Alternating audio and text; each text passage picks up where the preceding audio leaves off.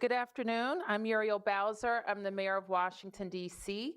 We're located in our press room in the John Wilson Building to announce several transitions in leadership in my cabinet. I want to start by wishing everyone a happy Black History Month, and I'm very proud that our administration represents all of Washington, D.C., where more than 57% of my cabinet members are African American, and we know that reflects our city. I am proud that people regard D.C. government as a great place to work and to grow their careers. So today I'm announcing transitions in leadership at 3 agencies. The first being the Office of let me say the three: the Office of Unified Communications, Victim Services and Justice Grants, and the Department of Aging and Community Living. I want to start by thanking Jessica Smith, who is a valued member of our team, for serving as interim director at DACL. Which is the Department of Aging and Community Living that we now affectionately call DACL, and Cheryl Bowser for serving as interim director at OVSJG that does incredibly important work with victim services in our justice grant space. And I have spoken at length about how much I appreciate and admire Karima Holmes for her expertise and leadership at the Office of Unified Communications, and I know that is a sentiment shared by our OUC team. So now I would like to announce our new members. First, Sharon Hines, I am appointing as you may applause. I am very proud to appoint Sharon as the acting director of the Department of Aging and Community Living. Director Hines has over 2 decades of experience working with the community as a teacher and a principal and here in DC government. She currently serves as the senior advisor to the chancellor at DC Public Schools, and she has previously served in my cabinet as the director of community affairs. She will transition from supporting our youngest residents at DCPS to our more seasoned residents at the Department of Aging and Community Living. So congratulations, Sharon. I now want to acknowledge my appointment of Heather McGaffin. Heather is being appointed as the acting director of the Office of Unified Communications. Director McGaffin began her public safety career at the age of 16 when she became a volunteer EMT with her local fire department. In 2005, Director McGaffin joined the Calvert Control Center in Calvert County, Maryland as a 911 call taker. She worked through the ranks as a dispatcher, shift supervisor, trainer, manager, and eventually deputy director. From 2015 to 2020, she served as a consultant for a national public safety firm where she supported emergency operations centers, localities, and state governments in restructuring, training, and next-gen 911 implementation. Director McGaffin joined OUC in October 2020 as the Chief of Special Operations and Executive and Investigations, and became Deputy Director in February 2022. Let's appreciate and congratulate Ms. McGaffin. I next want to acknowledge Jennifer Porter. Jennifer Porter is being appointed as the Director of the Office of Victim Services and Justice Grants. Director Porter currently leads the Mayor's Office on Women's Policy and Initiatives, a role where she serves as the Chief Advocate for women and girls in D.C. Now at OVSJG, she will support and advocate for victims in D.C. as well as their families and communities, and advance the cause of justice in our city. Please join me in congratulating and welcoming all three directors. And I'm now very pleased to answer any questions that you may have. From the press first, please. Press questions. Yes, sir. Mayor Bowser, thanks. You said you would launch a nationwide search for the new OUC director. Can you talk about your thought process in looking elsewhere and hiring internally?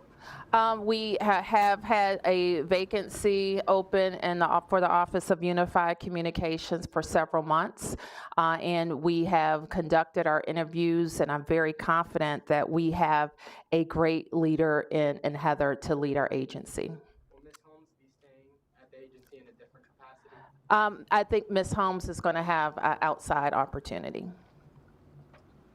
Any other questions? Yes, ma'am. Mayor Bowser, there were complaints about how OUC was handling certain calls that included a death. How do you feel that this helps build the trust when the person you're now nominating for this position is coming from within and not someone outside? As I said, I've had an opportunity to talk to people who are inside the agency, outside the agency, and people who have questions about the agency. And what they want is a person who knows 911 from the inside and out, from dispatching calls to training staff to supporting staff, and even if it's necessary to disciplining staff. And that is the leader we have in Heather. Can we please ask? Sure.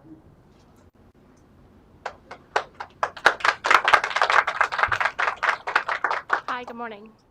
Same question, how you hope to build that trust when there were criticisms that, this was a culture that was continued within the department. Sure. So I've worked in 911 since I was 22 years old is when I took my first 911 call. I remember that call. I remember the thousands after that call. I have had the ability to work in multiple centers across this nation, both internally and as a support in helping to restructure. I've worked here at OUC through 2 administrations, and we have work to do, and we're going to do that work, and we are going to be strong in the work that we do and remain transparent and accountable in that work. Sure.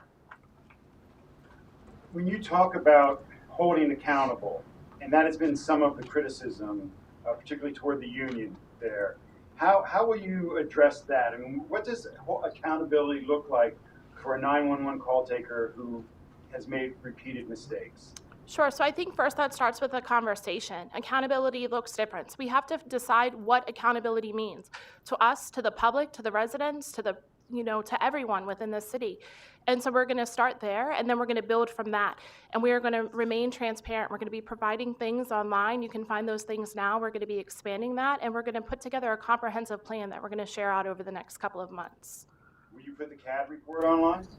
We have to go through certain legal things with the CAD reports. Just because we have the CAD reports doesn't mean we can share those out. We have to look to our general counsel and to the legal rulings within the city to make sure that we can put out the information that we have. Thank you. And Mayor Bowser, Yep. can I follow up with you? Just kind of housekeeping on all 3 of these. These will all be your nominees Correct. for the positions. Do these all require residency, or there's a residency requirement for all 3 of these? Yes. Do all 3 of them currently meet that requirement? All 3 of them will meet the requirement within 180 days, as the law requires. Who does not currently meet the requirement? Ms. McGaffney is not a DC resident. Thank you. Yes. Can you talk about how many candidates were in the lineup before today's decision? I don't typically talk about our interview process for the privacy concerns of people who participate in it. And then, Ms. McGaffin, just another question for you. Can you tell us, is there just one thing that you want to address right away in your new position? Sure. We want to look at everything holistically. I don't think I can stand here today and say this is the one thing. We're going to look at everything holistically, and when we have our priorities, we will make those known. Are there questions? Yes. Off topic question. Okay. So Council Chair Mendelson put out a statement this morning condemning House Republicans for introducing 2 disapproval resolutions over DC laws that are before them, the Revised Criminal Code Act and then another that will allow non-citizens to vote. What's your stance on those resolutions, and does your administration plan to do any type of lobbying to prevent congressional interference in DC's affairs? Well, I have addressed previously my concerns with the criminal code revision and my intent to work with the council to change it and to address those concerns. And I continue to think that's the way to handle it, that we will deal with it locally. I'm talking to the council members about what I think those changes should be, and I'm hoping that they're going to stand with me in advancing those recommendations through the legislative process. But what about the interference on the Hill? The Hill should never interfere with what we do, but we also have to address the very serious concerns that not just I have, but people have about what this crime bill does. So what's your stance on the disapproval resolutions before? My stance is we have to change the criminal code revision bill. I'm going to have some suggestions for the council, and I'm hoping that they're going to stand with me on that so we can credibly say that we're addressing the concerns. Mayor, Yes, yes. so, Mayor, Hold on, just to sorry. stay- If I can just stay on this topic. Yep. I mean, do you want to call out the, Comer here or Andy Clyde who's pushing these interference, resolutions, essentially?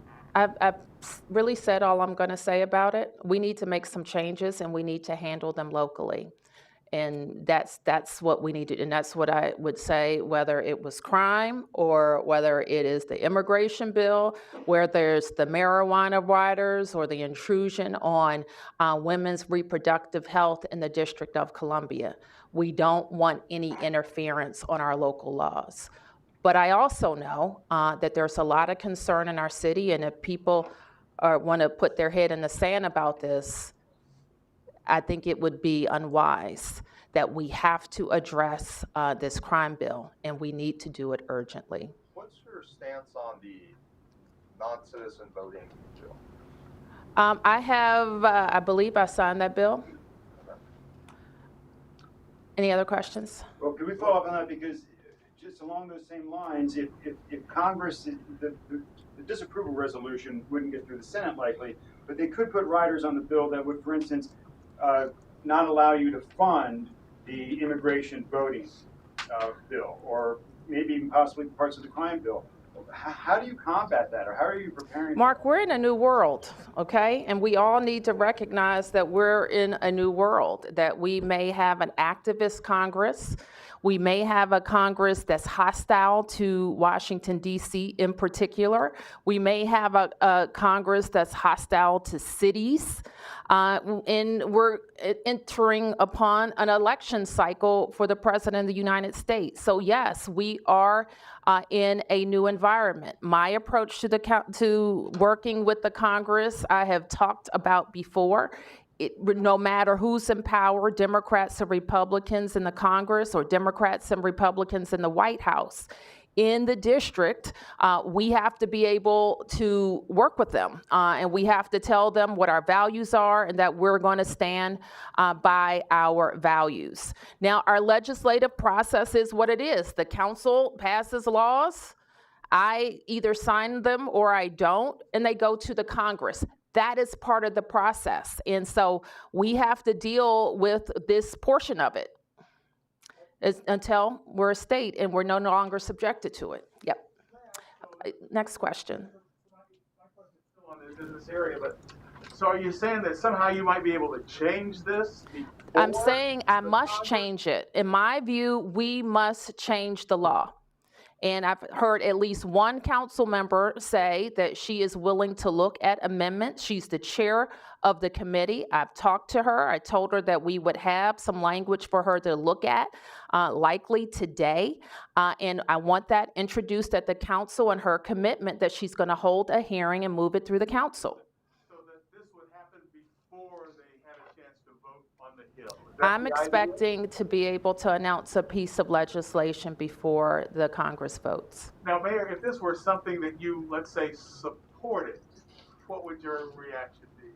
Say again? I said, if this were something that you support, obviously you don't support what the council passed in terms of the crime bill, but if this were something that, to say you supported, what would your reaction be? To the crime bill? I If don't you follow and the your council question. were on the same page, Yep. what would your reaction be? The council and I are on the same page for the most part on the immigration bill. The issue is the same.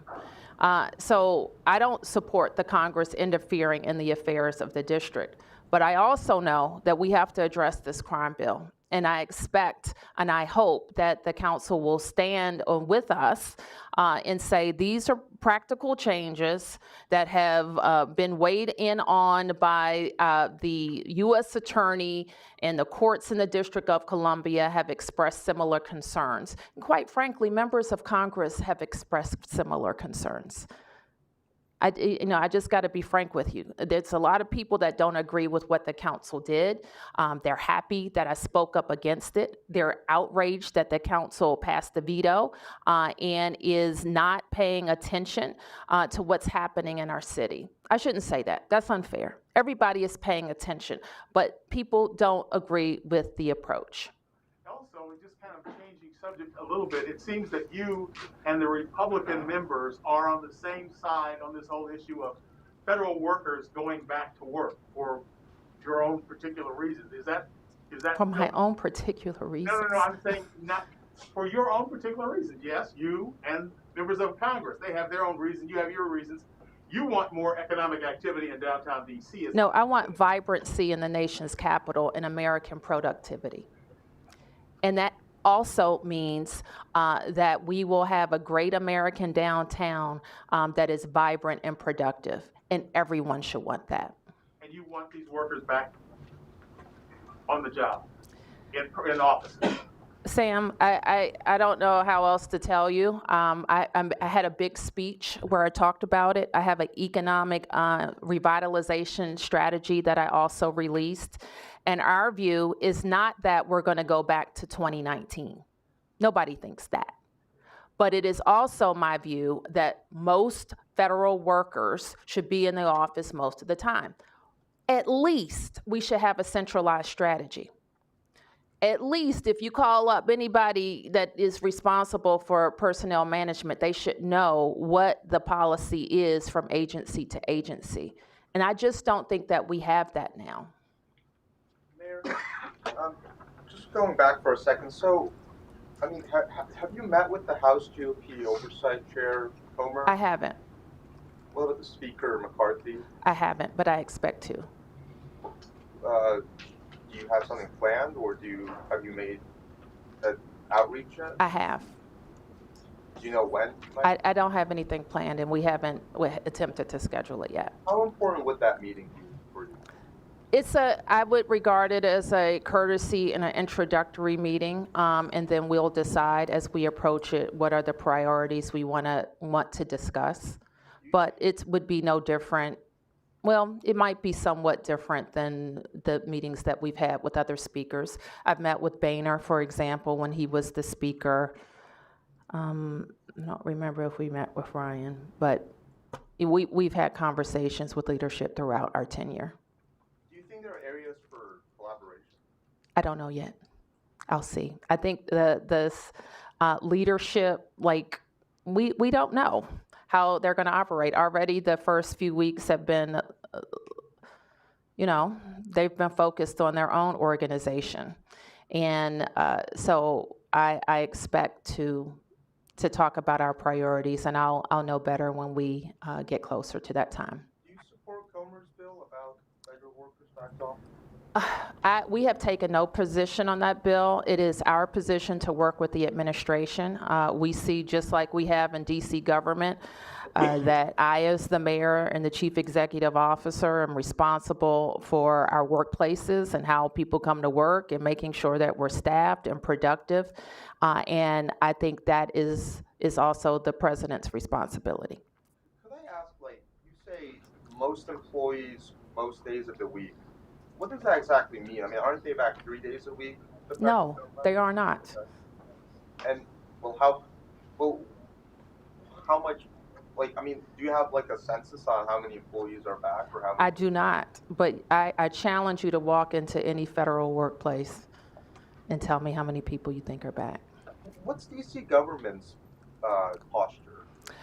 We have employees that are 100% in person every day, and they've never been off for COVID.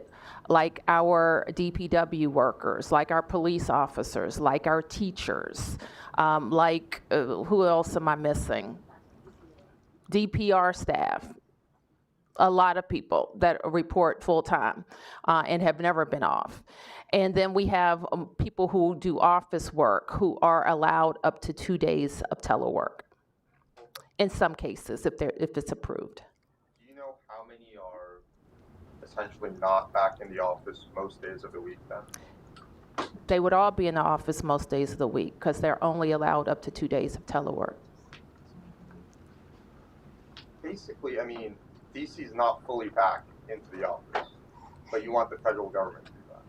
Oh, I didn't say that the federal government had to be back 5 days a week. That wasn't what I said. Listen closely. Sure. Most employees, most of the time. That's what the federal government says. They say we're back 3 days a week. That's not true. And I challenge you to find out if that's true. Well, it's not, but I mean, the fact remains DC's not fully back. Listen, you're confusing things. I'm telling you what our policy is. That is not the federal government's policy to have people report to the office 3 days a week. That is not their policy. Do you know their policy? Yes, I do. Their telework policy suggests that if you come in once per pay period, in some agencies, that's enough. Some agencies are 100% remote. This is my point, and I hope you get it clear, that it's not like a central policy. It is agencies decide what their policy is, I think. I mean, there are independent agencies in DC. You can't control them, I guess. I mean, they're independent, quasi-independent that aren't back 3 days a week. Well, they should be. Do you think the DC Council should be back? I do.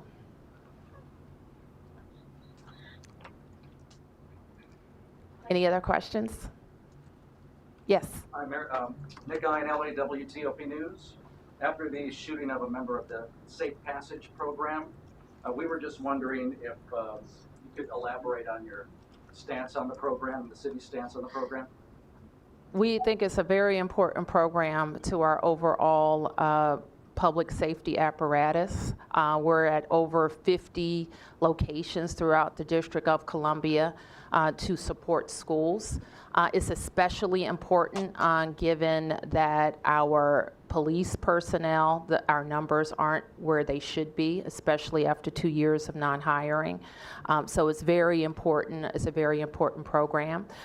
We place a high emphasis on making sure the contractors that work with us have trusted and vetted personnel, and that is where we're putting our attention. Do we know what that person was doing at the time of the shooting? I think he was off duty, but he was wearing a vest that said Safe Passage. We think he was preparing for his duty station. Do we know where he was stationed? I'm sorry? Where he was stationed? Do we know that? Nearby. Nearby. Thank you. Thank you.